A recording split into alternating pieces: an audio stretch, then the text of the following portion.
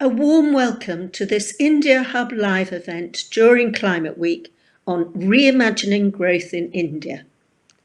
It's a great pleasure and privilege for me personally to participate.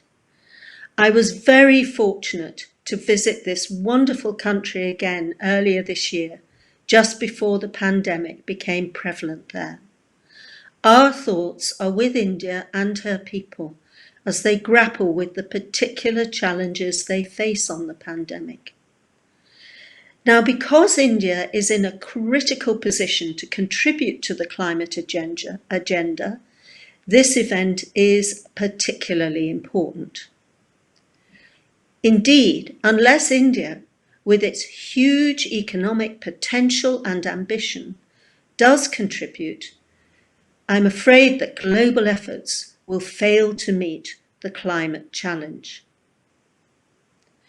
While the pandemic poses huge challenges too, India, coming out of the pandemic, has the opportunity to craft a green recovery, providing much needed jobs. And there is a growing body of evidence globally that green stimulus packages lead to more jobs and a more robust economic recovery. The climate decade is upon us, and the next 9 years will be critical to strengthening action to cap global warming temperatures at 1.5 degrees. Governments, businesses, and civil society must come together to drive the necessary change in energy, transport, and food systems, and in the built environment. Attention to the threat on climate change is now stronger than ever, as has been highlighted in India by the recent natural disasters there.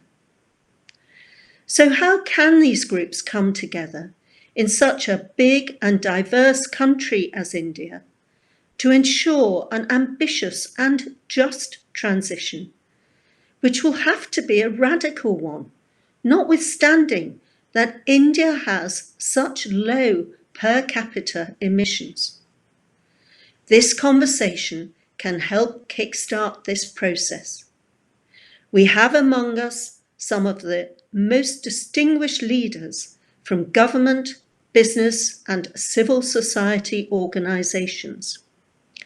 They will share their insights on what India can do to imagine growth in the climate decade and what the country's immediate priorities should be. And they will showcase the best of India's innovative capacity and the depth of its intellectual and commercial capacity. I am confident that India not only has those resources, but also the motivation to enable the country to play its full part and take its place as a global climate leader, one committed to delivering a net zero world and sustainable prosperity for all of its citizens. I will now hand over to our India Director, Divya Sharma.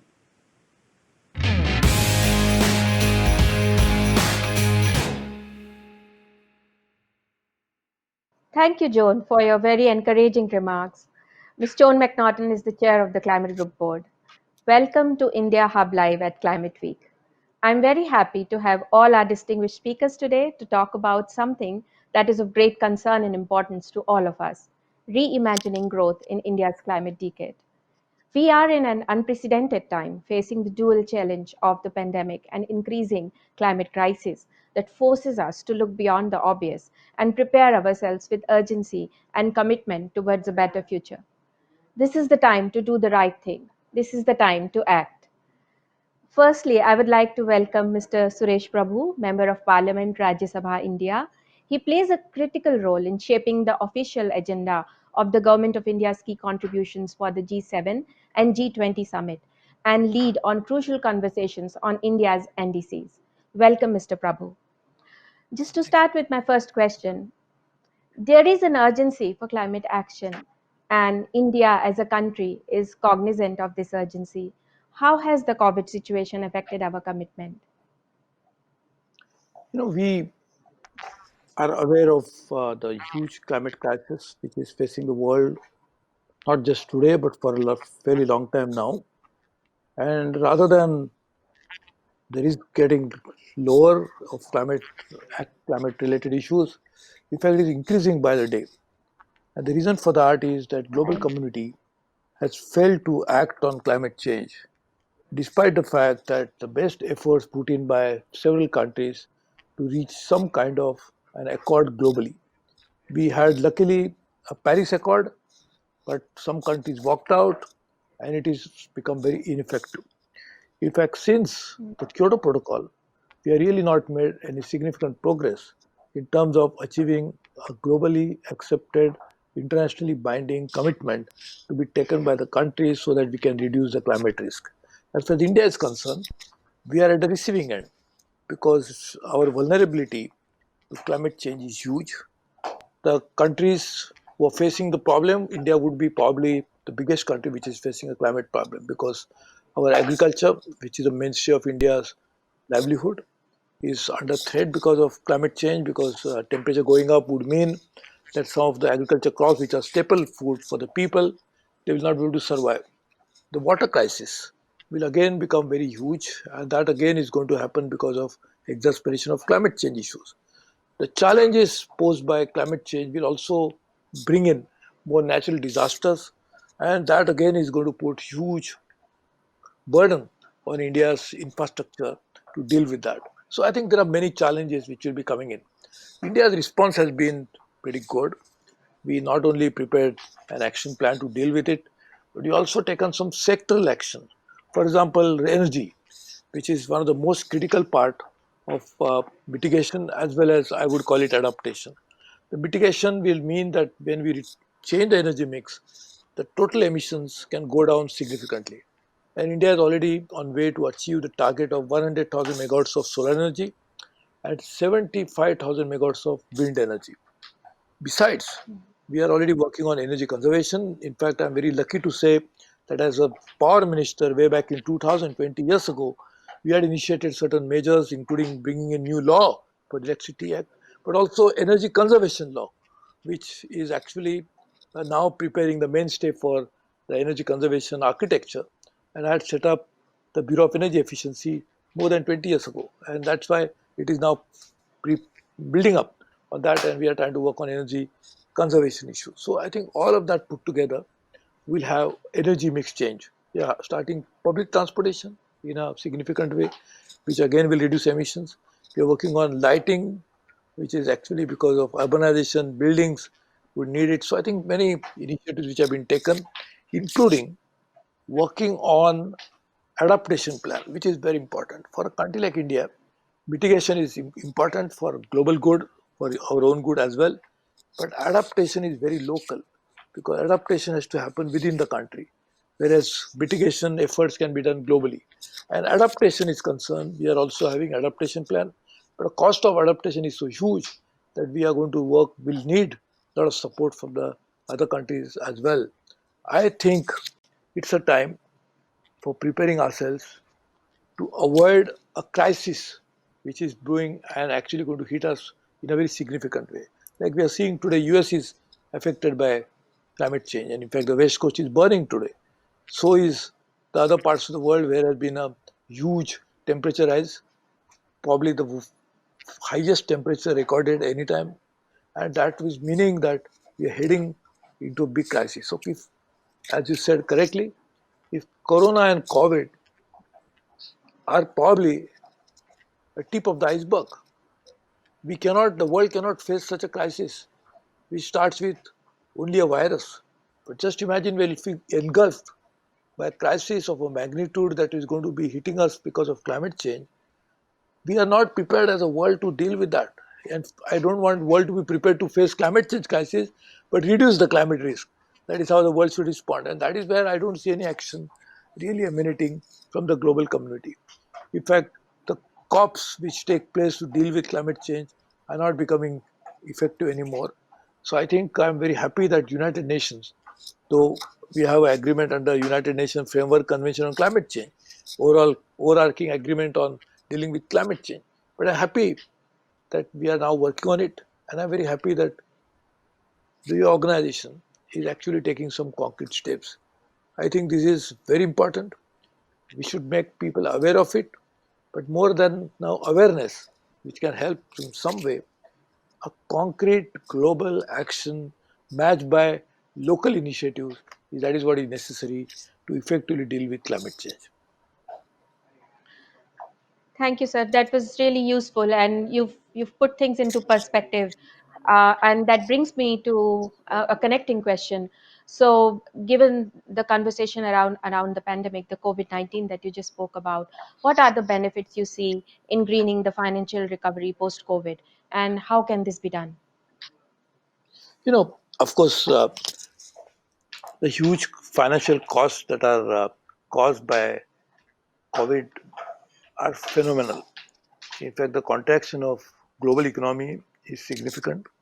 National economies have suffered in a very big way. So I think this is another challenge for climate change. Why I'm saying this is because when there is no financial resources available, country will shy away from the responsibility of taking action on climate change.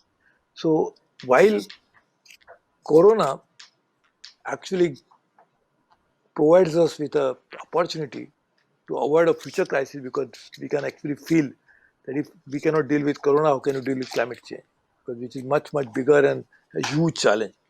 So one is the reminder about our obligations, but other challenge because of Corona is that because of contraction of economies, because of lack of financial resources, countries might delay the action that is really most needed at this particular time. Like it happened in 2008. Right. When 2008 banking and financial crisis happened, that was a time just after um, the big conference that we had in Copenhagen. And we are thinking that now action will happen because Copenhagen was such a very well designed uh, public discourse. But unfortunately, because of financial resources not being available, the countries postponed their obligation and they did not take any action. So now today, the contraction is far more severe than 2008, and economic crisis is far bigger than we could ever imagine, probably even it is probably worse than even after Second World War. So because of that reason, and this is the probably the worst ever economic crisis that a modern world has ever seen, I hope it does not result into not taking action on climate change. So I think it's an opportunity because it creates a stark reminder to the climate change related threat, but also the financial situation becoming a little more challenging and alarming, countries might be forced to do that. So I think we have to look at it from two angles. One is a good angle, and one is a very unfortunate aspect of that. That's right. That's right. And how do we spell out green finance in India in the next 10 years, for example?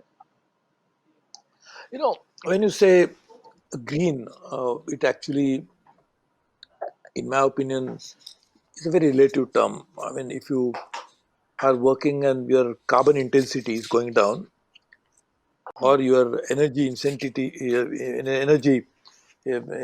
intensity is going down to the economy, both are in a way green.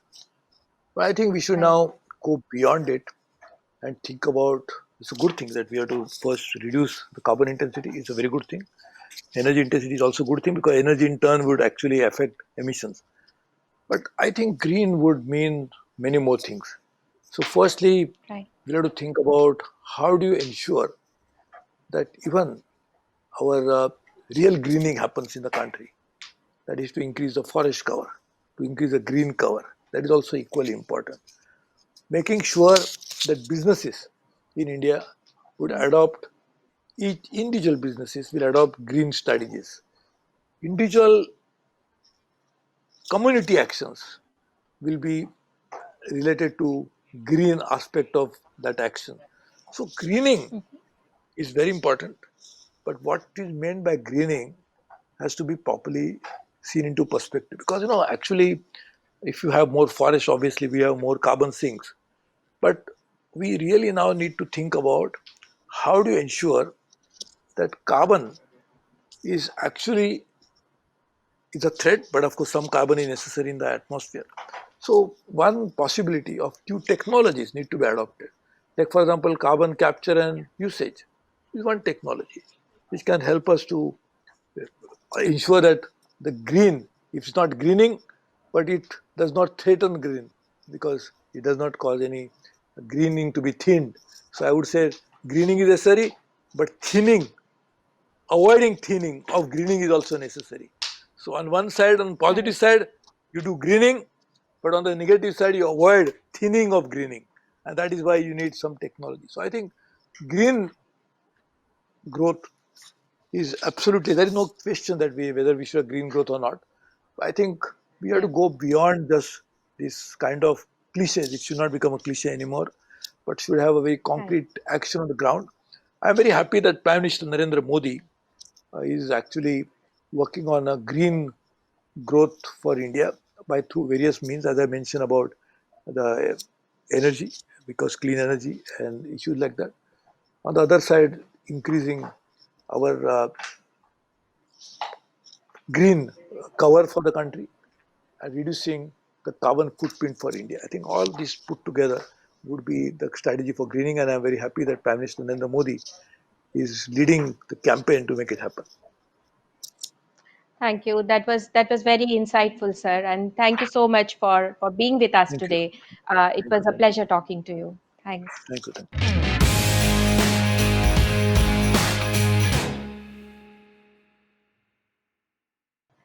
Next, I would like to welcome Mr. Nadir Godrej, Managing Director, Godrej Industries Limited, and Chairman at Godrej Agrovet Limited. He holds a Master's of Science degree in Chemical Engineering from Stanford University and an MBA from Harvard Business School. He has been a director of several Godrej companies since the year 1977. Welcome, Mr. Nadir Godrej. Very pleased to have you Thank you. here. My my first question to you would be, what could be the key levers for low carbon development in the Indian context? Are we getting it right? The first lever is universal carbon price. It is no longer climate change within a tolerable range. A crisis is what it's about, with fires, floods, as well as drought. Every week, a constant blast, far worse than seen in the past. If we must, we will adapt. Prevention, though, would be more apt. There is a cost to adaptation. It's rising fast in every nation, as well as for the world at large. And this will be a heavy charge. In fact, we should by now conclude prevention would be really shrewd. It actually would cost much less, indeed, avoid a lot of stress. A uniform carbon tax would protect all our backs, collected by each nation state, but universal in its rate. All GHGs would be fair game. Every country should charge the same. The benefit that this would yield would be a level playing field. Competitors just wouldn't care because the system's very fair. Just how high should this tax be? A range of numbers we can see. But $60 per metric ton would surely get reduction done. For carbon, this could be the rate. For others, we would calibrate. The appropriate rate we would select based on the greenhouse gas effect. Based on today's emissions rate, quite candidly, I should state, it wouldn't be a trivial sum. But there's no reason to be glum. In dollars, it would be 2 trillion.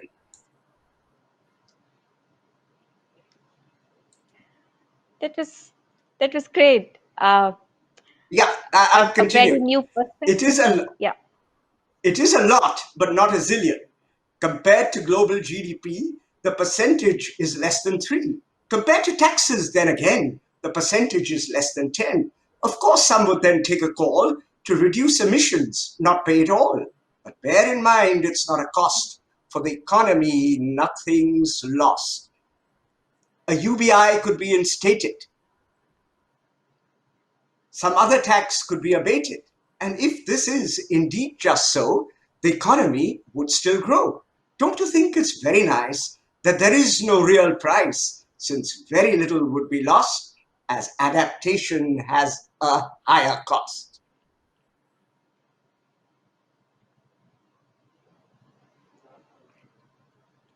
That's great. Thank The you. second, Thank you for the, yeah. Yes, I'm please. moving to the next lever. The second is business action. But in the absence of Okay. a carbon tax, there is no reason to be lax. Though business doesn't find it nice, we already have a carbon price. Or rather, we seem to have a range that is ad hoc and very strange. On coal, we have a larger cess. Our electricity rates are a mess. Our motor fuels bear excise with rates that regularly rise. Climate change is now a curse. It steadily is getting worse. Technology can save the day. So far, it has turned out that way. As technology takes a leap, green energy gets very cheap. Keen observers quickly saw that solar also tracks Moore's law. Whether groundnut shell or bagasse are India's full of biomass. At first we thought we'd have to spend, but that's not true, for in the end, the more we thought, the more we slaved. We did invest, but we also saved. And solar is still getting cheaper. And as we start digging deeper, in India, it will hit the goal of being cheaper than even coal in just a handful of years. Already, we and our peers are sourcing solar electricity at lower rates than from the utility. For quite some time, we've been extorted as their finances aren't still sorted. A silver lining can be seen. All this incentivizes green. There are many paths that we can see for achieving carbon neutrality. But the cheapest way is certainly through energy efficiency. In times of plenty, it was fine to overuse and overdesign, but now we find we always gain if we only use our brain. Real interest rates are very low, and high returns quickly flow from any energy saving device. For business, this is very nice. Not only are returns quite brisk, there's also very little risk. In India, mandated CSR can help us go very far.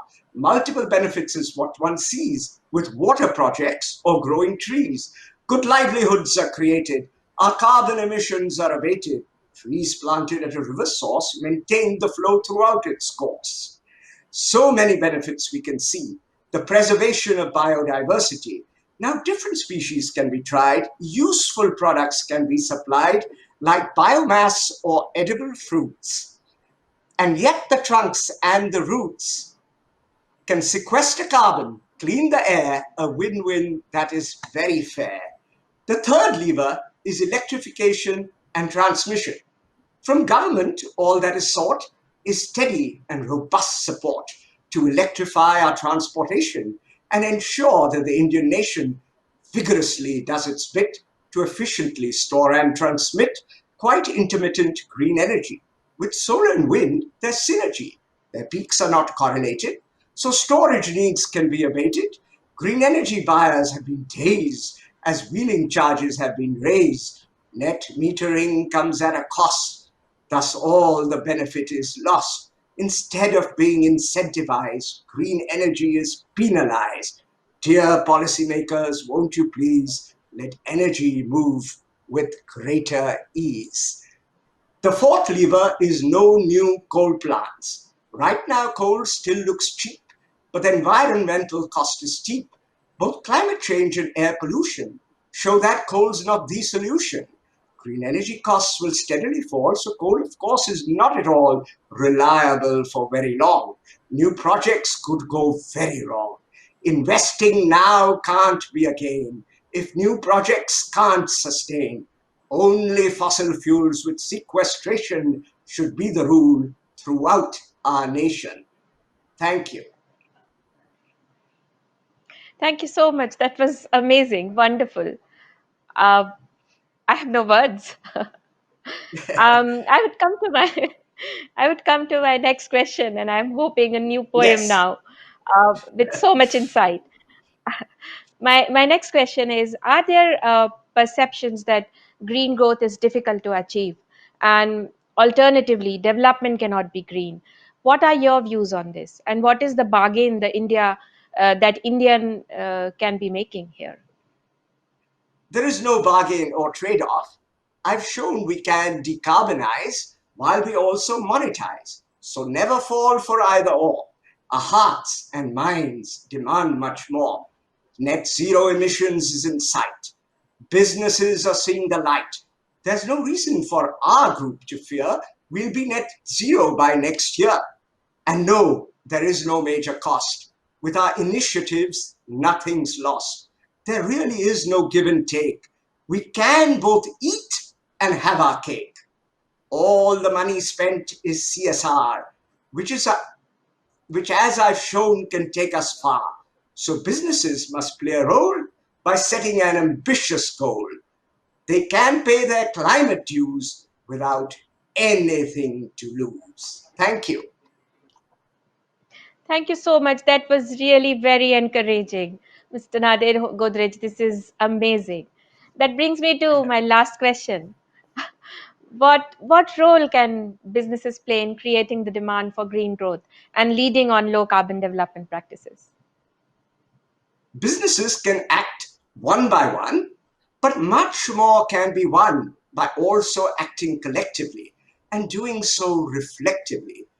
For WBCSD's membership, one now foresees science-based goals reach very fast. The energy-intensive, expectedly last, could manage with set-offs instead. The others could well forge ahead. Their partnership with CII means many more would get to try.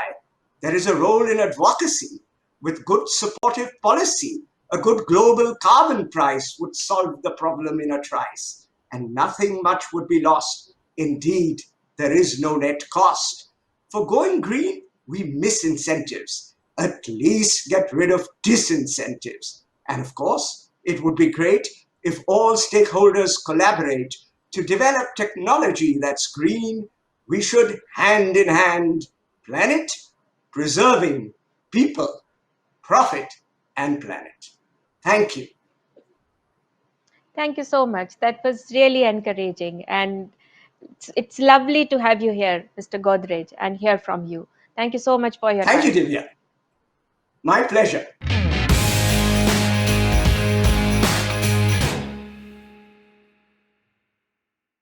I would like to welcome Aromar Revi, Founding Director of Indian Institute of Human Settlement, Bengaluru. Aromar is a coordinating lead author of the seminal 2018 IPCC Special Report on Global Warming of 1.5 degrees centigrade and IPCC AR6 Synthesis Chapter on Climate Resilient Development. He is a co-chair of UN Sustainable Development Solutions Network. Aromar, welcome. My first question to you is, we see there is a huge gap between science of climate change, messaging around climate change, and subsequent policies. What are we getting wrong in the first place? Well, I'm not sure we're getting too many things wrong in terms of the science and the communication. When we did the 1.5 report, I've spoken across all six continents, and we got 30,000 sort of articles on it. So I think there's not a big gap between the science and the communication. That was pretty clear. I think the challenge is that it takes a long time for policy to catch up with both the communication and the science, and that's because of a number of reasons, especially in a country like India. The development reality and the imperatives of climate change are often seen in opposition to each other. And I think we need to reconcile them. And I think that was one of the very important messages that we sort of brought across from 1.5. Obviously, you have to effect emission reductions of about 50% in the next less than 10 years just now. But you also have to deliver the SDGs in the same amount of time. So you have to Right. see how you can converge them, and I think that is the real challenge we're having in terms of policy, because you've got to do all those three or four things that we laid out very clearly at the same time. You've got to enable the energy transition, you've got to deal with the land ecosystems and oceans transition, which is very critical to India because food security is a very important consideration, and water security. You've got to deal with the opportunity of urbanization and dealing with climate and disaster resilient infrastructure. And finally, you've got to deal with the really difficult question of the industrial transition. So we don't have the opportunity now of trading off one against the other. We've got to do all of them together, and that's difficult enough in not the normal practice of development. In the context of COVID, you have an even more serious challenge. That national economy, in fact, the global economy is on the edge or is in the middle of a deep recession. India's gone from whatever 6-7% growth to probably negative growth rate of about 7 to 10%. So a huge shift on that side, and that's going to be the interesting opportunity now. How does one deal with the post-COVID world?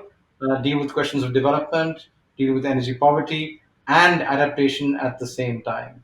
And I think our policy framework, in fact, I think a lot of our political challenge processes are not ready for this deep acceleration of innovation.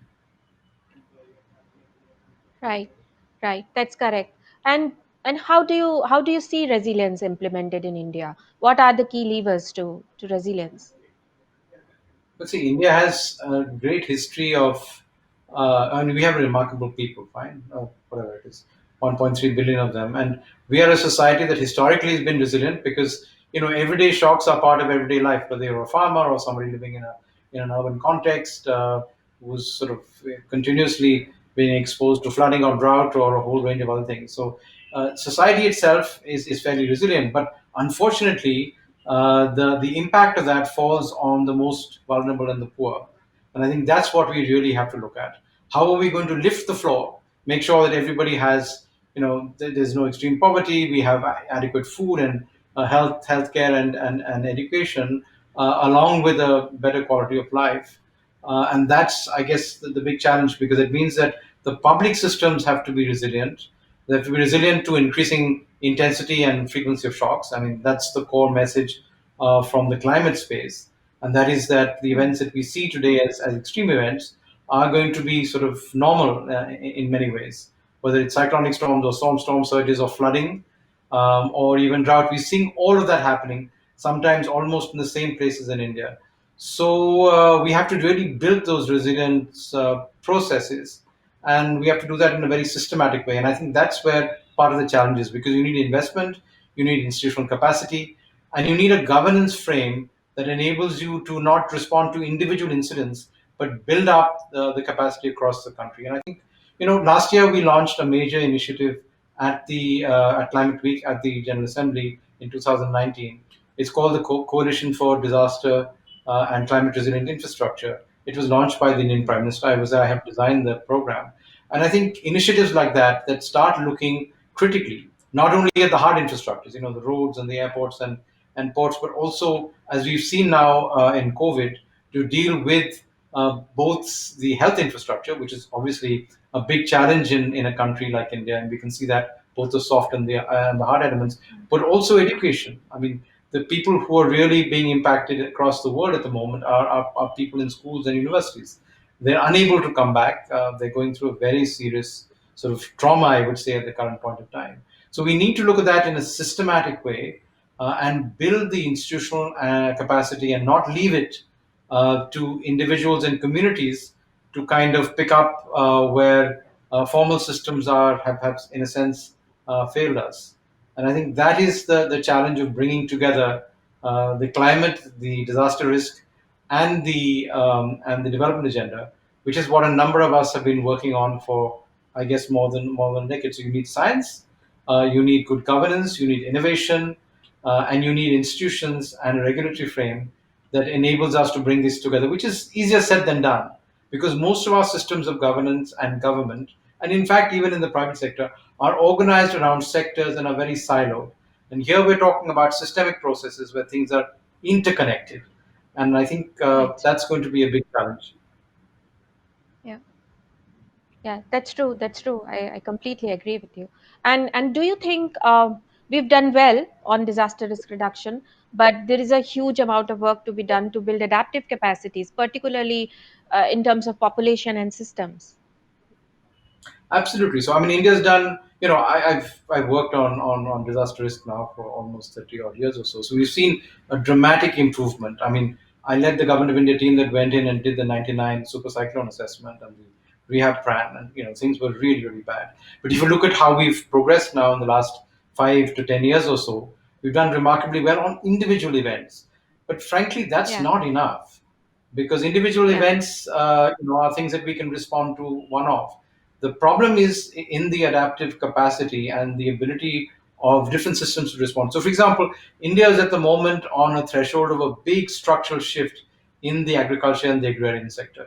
Half of our people depend on it, and the sector is in crisis as it transforms, and people have to find alternative occupations. Agriculture or animal husbandry is no longer viable in many locations. But at the same time, you're having the impact of extreme events of drought and of flooding.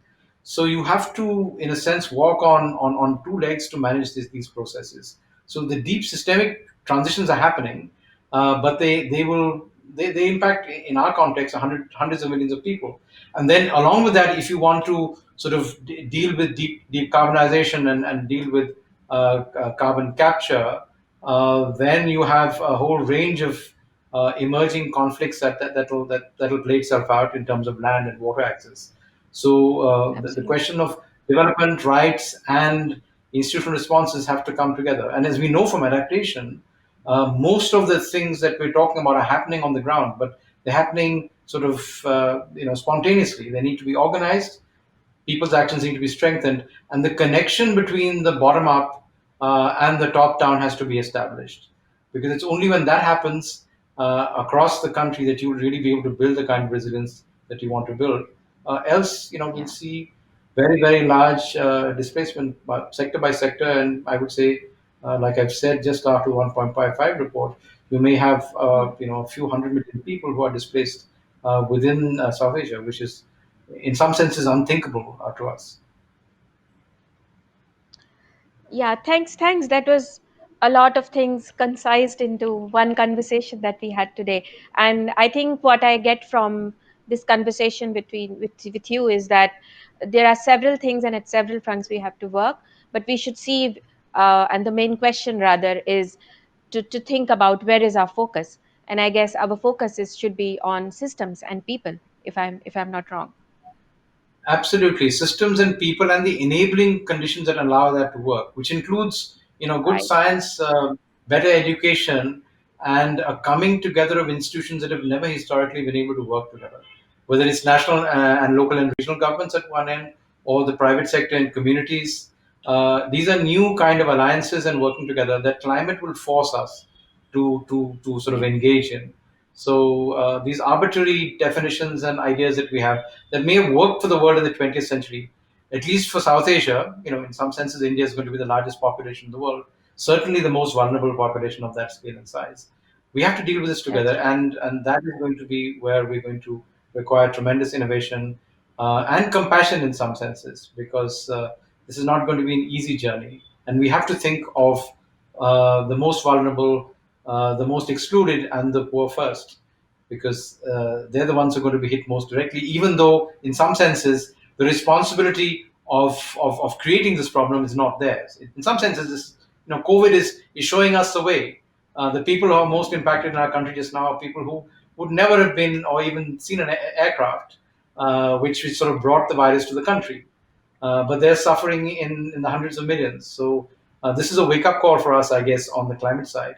The great news, of course, is that people can really shift and change very quickly.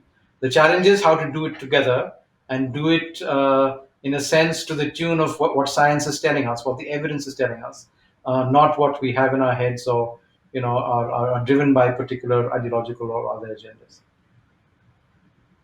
Yes, I completely agree. And thank you so much for that insightful conversation today, Aromar. It was great having you.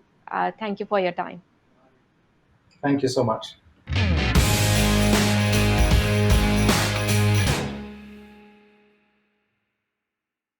I now welcome Mr. Sumant Sinha. Sumant is the founder, chairman, and managing director of Renew Power, one of India's largest clean energy companies and the only Indian renewable energy unicorn.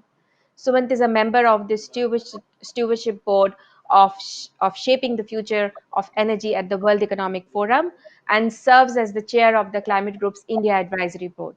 Welcome, Sumant. My first question to you Thank you, would Vibha. be How optimistic are we on the clean energy transition post-COVID? What is the importance of clean energy transition in achievement of our climate goals? Yeah, thank you, Divya. I think one of the things that has been said is that for COVID, there eventually will be a vaccine. But for climate change, there is no vaccine. And so, therefore, we cannot wait for a silver bullet to come from somewhere. We have to work hard and find a solution for climate change. Um, the second interesting differential between COVID and climate change is that, as a country, you could shut your borders and try to prevent the infection from coming in. But in climate change, you can't do that. In climate change, every country is going to be impacted irrespective of whether you shut your borders or not, because you can't shut your borders. And so, therefore, climate change is an issue that certainly needs to be solved. I think COVID has actually played a very interesting role because it's in countries like India, it's shown us what clean skies truly mean or what clearer air truly means and what it is like to live in a non-polluted environment. It's been a hard and tough lesson to get to that point, but at least we've seen the visibility of that. And so I think the need for doing things and working hard on climate change is something that is become even more apparent now. And in fact, that's what I talk about in my book as well, Fossil Free, which is going to be coming out quite soon. Um, Now, I would say that the good news is that the Indian government has taken very proactive steps as far as climate change is concerned, even during the COVID crisis. Um, the transition to renewable energy is something that has continued apace in India. Um, Even though power demand has gone down, fortunately, renewable energy projects have not been impacted. The entire reduction in demand has been met by reduced generation on the thermal side. So renewable energy has carried on. The government has continued to come out with new auctions and tenders for new capacity addition, and they've also, in fact, injected liquidity into the power sector through a mechanism that was announced by the government as part of a fiscal stimulus program, and so that has actually also been very positive for the sector as a whole. So the government, on its part, certainly has made it very clear now. I think if ever there was any doubt, which actually there should not have been, that in fact renewable energy is a very, very important aspect of finding a solution to climate change, and that climate change itself, to deal with it, is something that is very urgent and critical for all of us. And I think if ever affirmation for that fact was needed about the Indian government's approach and intentions, I think that has actually come through very strongly during this COVID pandemic by the actions that the government has taken vis-a-vis renewable energy. So I think I won't say it's been a good crisis because it's not been good for anybody, but certainly it's a crisis where renewable energy has continued to do well and has continued to, I think, build a stronger platform for growth going forward. Yes, that's right. I heard you speaking about a book that you've written. Can you let us know a bit more about the book? Yeah, sure, Divya, and thank you for asking. So the book I've written is a book called Fossil Free. It talks about how you can reimagine clean energy in a climate constrained world. And the whole thesis of the book and the whole purpose of the book is to talk about how climate change is becoming an important and a bigger issue for us.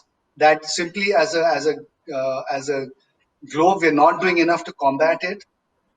That there is an energy transition underway right now, which is really the third energy transition in our history, and that energy transition has an extremely important role to play in making sure that that we do whatever we can to deal with the climate change imperative.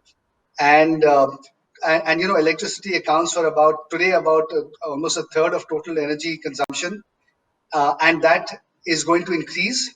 And within that, as we therefore shift from dirtier sources of fuel of energy generation to cleaner sources, it is going Mhm. to go a long way towards helping us in the climate change battle and imperative. So that's really what I talk about, and particularly look at what are the actual technologies, what are the actual areas which are developing, and how countries like India, which are developing countries, can take a very different path. Because for us, most of our energy infrastructure still is to be built out, and so how countries like Right. us can take a very different path, and thereby contribute to to not growing carbon emissions as they might have otherwise happened.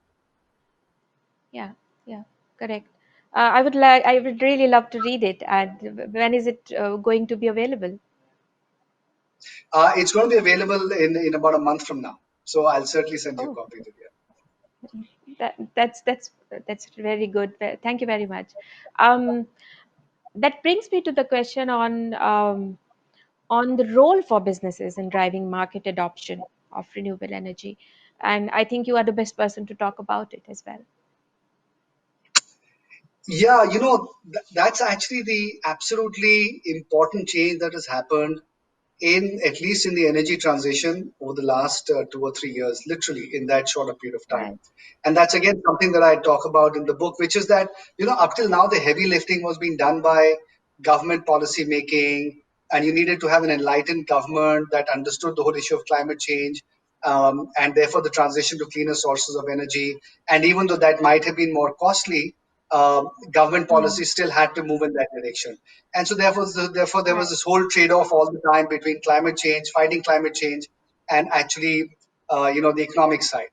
The good news, however, now is that because of the evolution of technology and the cost of renewable energy beginning to come down so drastically, we now have a situation where we have market-based solutions that are now going to do the heavy lifting in place of government policy.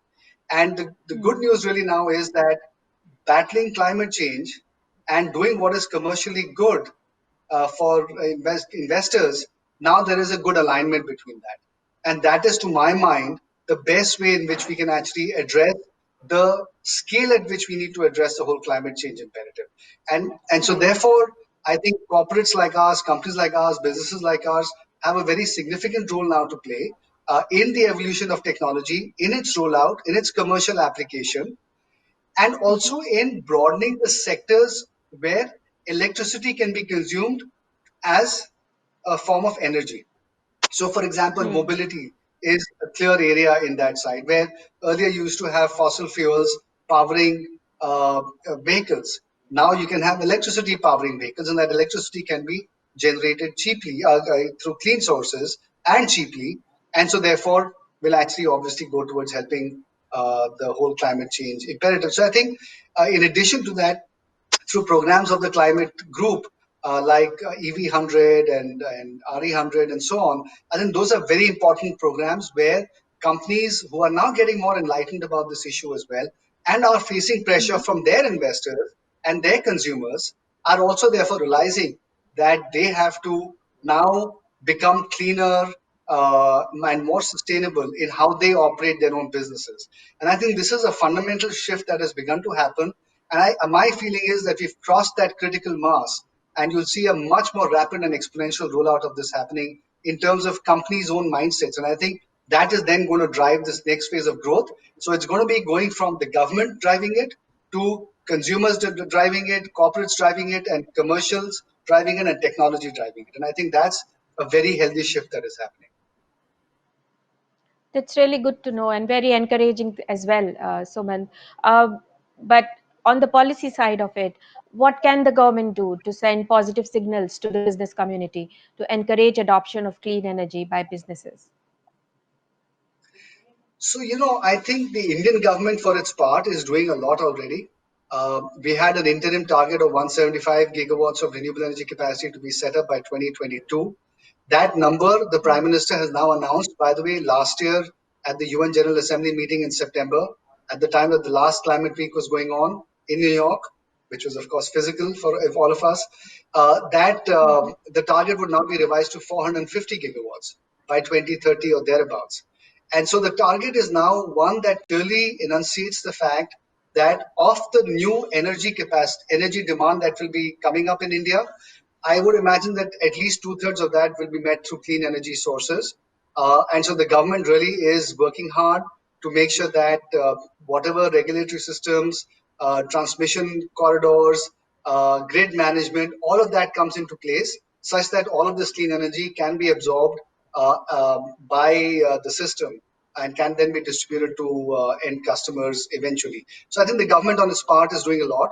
We're also looking at manufacturing as part of the value chain.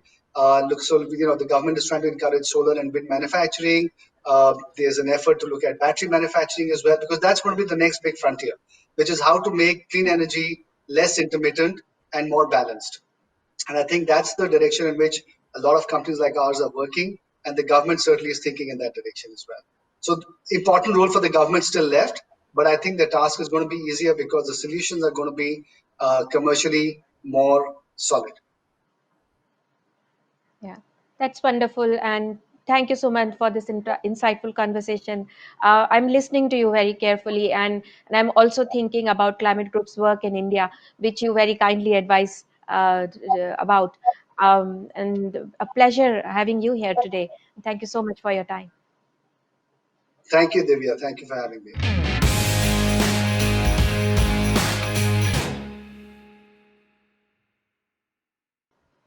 I now welcome Dr. Ashish Chaturvedi, Director Climate Change GIZ India. Ashish Chaturvedi is an expert on Indian climate policy and circular economy. He has been a key contributor to shaping Indo-German cooperation on climate change. Ashish has been a member of several committees of the Government of India and has widely published his research and think pieces. It's a pleasure having you, Ashish, here. Thanks, Divya. Thanks for having me. My first question to you would be, what would achieving food and water security mean for India, and how does climate change impact this? Well, it's an interesting question. If you put this into perspective, we're actually talking about achieving food and water security to serve the needs of 1.3 billion people, right? So feeding these people would mean significant and continued domestic reliance on agriculture. Uh, That's you right. would know that 900 million Indians already live in rural areas and depend on forest resources, fisheries, and agriculture. Uh, Already, almost 30% of the land area is affected by desertification or degradation. More than 50% of the forests are degraded, and groundwaters tables are falling dramatically due to overuse and the changing monsoon patterns. Now, in order to secure water resources, we would need to conserve our forests, our wetlands, in sort of urban areas as well as rural areas, and take a closer look at our agricultural practices while conserving water in traditional and modern storage structures. The changing Hmm. climate is exacerbating these challenges. Rain-fed agriculture is getting very adversely affected by the changing monsoon patterns because you know that large part of the agriculture in our country is still rain-fed. We still have constraints on our irrigation infrastructure. In fact, a recent Right. survey of the economy by the government of India mentioned that up to 20% of yield would be lost due to the changing sort of climatic patterns, and especially with a focus on rain-fed agriculture. Similarly, the short intensity bursts of excessive rainfall are testing our water harvesting structures in rural areas, right? So if you have sort of more intensive rainfall in shorter periods of time, you would need to strengthen your water storage structures as well. The rising temperature and heat waves are making working conditions for farmers much worse. So just imagine Hmm. working in 48 degrees Celsius out in the open, and the heat waves are getting sort of in like longer and longer in certain parts of the country. And of course, the rising temperatures are also making an impact on the growth of the crops itself. And there are examples where certain crops are not being sort of, for instance, I can give you an example. Apple is moving further and further up on the Himalayas in Himachal Pradesh because of the changing temperature patterns. So, in Yes. sum, we're actually talking about major challenges to our food and water security due to the changing climate. Of course, we need to Hmm. step up our efforts to adapt to the changing climate and incorporate best available climate information and science into planning and Hmm. implementation for securing our water resources as well as our livelihoods in agriculture. Yeah, that I think that's right, and thank you for your response on that. Um, as per the Ministry of Environment, Forest and Climate Change, the recent report on impact of climate change on India, and you pointed out that very correctly that agriculture sector will face critical impact. We know that water security has been a concurrent issue we have been trying to resolve. Can you elaborate a bit more on the actions that have been taken to address this, both for food as well as water security, if possible? Sure. So let's me start with the overarching structure at the national level, right? So the government of India has something called the National Action Plan on Climate Change. There are two Right. very specific missions that address food and water security.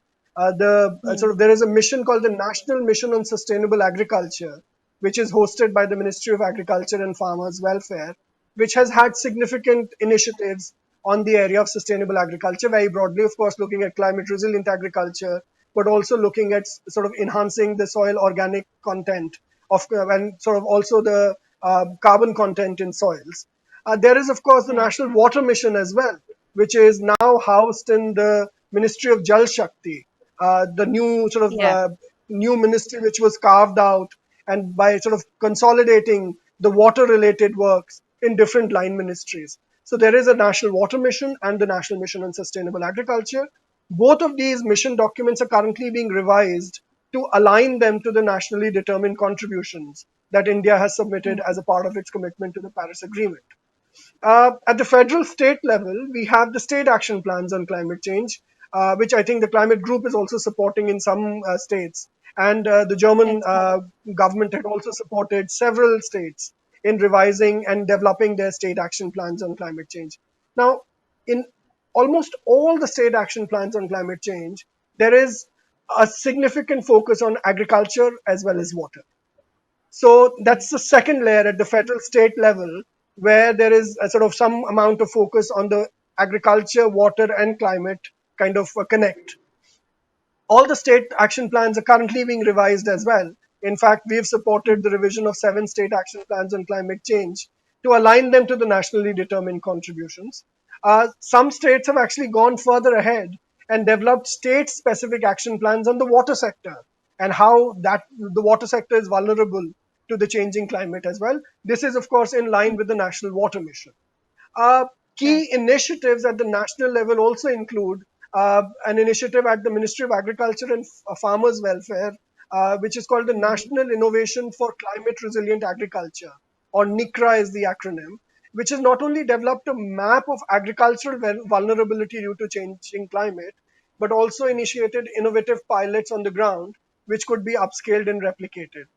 Similar interventions are also envisaged under the Jal Jeevan mission, which this government, the current government, had announced, Yeah. where several sort of initiatives have to be brought together. Now, the issue is how do you bring the climate lens to some of these initiatives, which are necessarily developmental initiatives, and of course, Hmm. address some of the developmental concerns, but do not have a climate lens.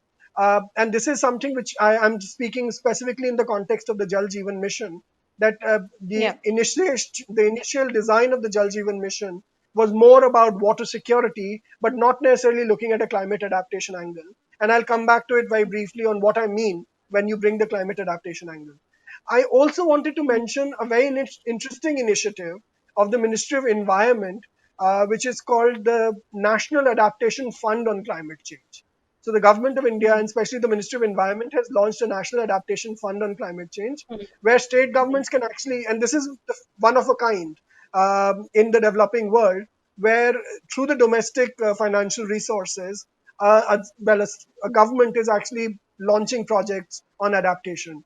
More than 20 projects have already been launched and are currently being implemented by the state governments. And a significant number of these projects focus on water and agriculture using the lens of climate change. So that's the reason why they actually are a part of the National Adaptation Fund on Climate Change, because the entire raison d'etre of this initiative is to bring a climate lens to regular developmental projects as well, in the agriculture sector, in the water sector, and of course in other sectors as well. Yeah. Yeah. That's correct. And particularly for water security, uh, what, in your experience, will be the key challenges in ensuring it?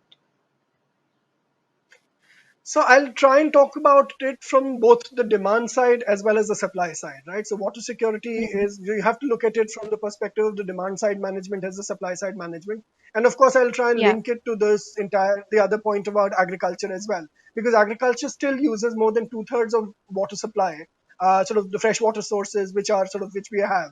A large part of the Yeah. water is still being used by agriculture. Now, Right. if you want to overcome this challenge, then you will really need to look at what kind of crop choices are we making for different regions, right? So, for Yeah. instance, traditionally we've had a very strong focus on paddy, on rice and wheat, because they have been sort of the bread earners for a large part of the sort of North Indian communities. But also in the South India, rice is a sort of a fairly staple crop all across the country. Now, and that is the one crop which also gets a very strong minimum support price from the government. So what that Mm. has meant is that there is a proliferation of cropping of rice and wheat in regions which are not suitable for rice cultivation. In regions where sort of there is a very significant water scarcity, you're actually using water resources to crop to raise a crop which is not suitable for that region. So why should you actually grow rice in sort of even Punjab and Haryana, which grow a lot of rice and wheat, because they have significant water shortages, and the impact is that the groundwater tables are actually going down dramatically. So given this sort of critical challenge, we have to really make very sensible use of sort of a demand side management by looking at the crops that we are sort of raising at the different regions. On the supply side, I think we need to use much better science that we have available now than we had before we start creating structures for storage of water. For instance, we have significant programs which are looking at, well, of course, forget about dams, but even if you look at small scale structures like sort of rainwater harvesting structures, if you're digging up wells, but the water is not even reaching those wells because the underlying That's right. hydrology of the basin is not understood, and the Yeah. history is just being used as a guide for the future, this is going to create more problems for us. So I think we need to use science, and especially the climate science which is now available to us, to look at what are appropriate crop choices in different parts of the country, and also define and develop structures which are appropriate for that hydrology and for the basin in which these structures are being developed. Thanks, Devya. Yes, yes. Thanks so much, Ashish. I think that was very comprehensive, and thank you very much for your time and for this great conversation that we could have today. Uh, Pleasure having you here. Thank you very much, and thanks very much for inviting.